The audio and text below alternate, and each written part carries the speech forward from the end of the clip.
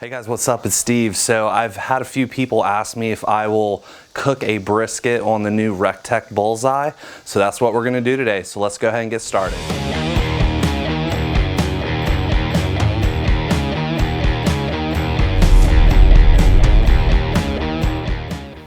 All right, so big shout out to my buddy Tom from work. He processed one of his steers and hooked me up with this massive, it's about a 15-pound packer, and the deal is if I smoke it for him, I get to eat whatever I want and just give him the rest, so you can't turn up a deal like that.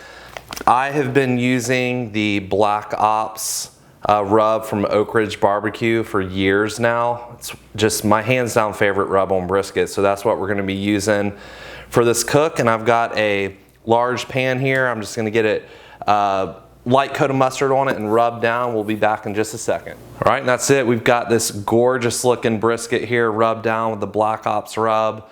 We've got our Bullseye preheated to 225. Let's go ahead and go outside and get this bad boy on the smoker.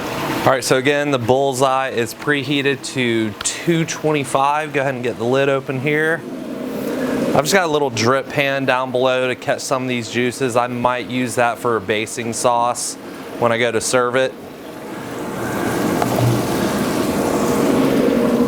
Get that huge brisket on there.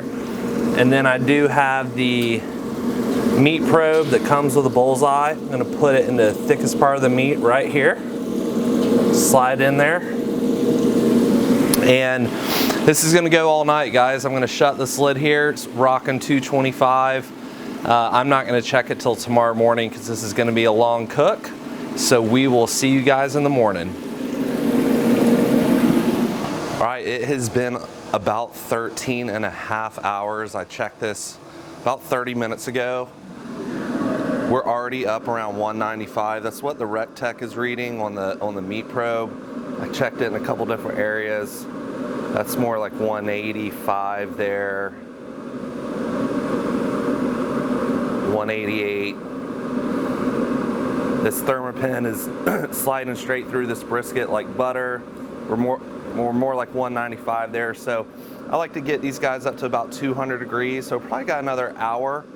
And then we're gonna pull this off, wrap it up in some foil and let it rest. And we'll pick back up later on in the kitchen to slice this guy open and take a look. So it has been about 3 hours. I had it, like I said, just resting in a cooler. You can see just how nice and jiggly this brisket is. That's exactly what we're looking for. And I'm just gonna slice it right here through the thick part. And go ahead and show this to you guys. Oh my gosh. Look at that.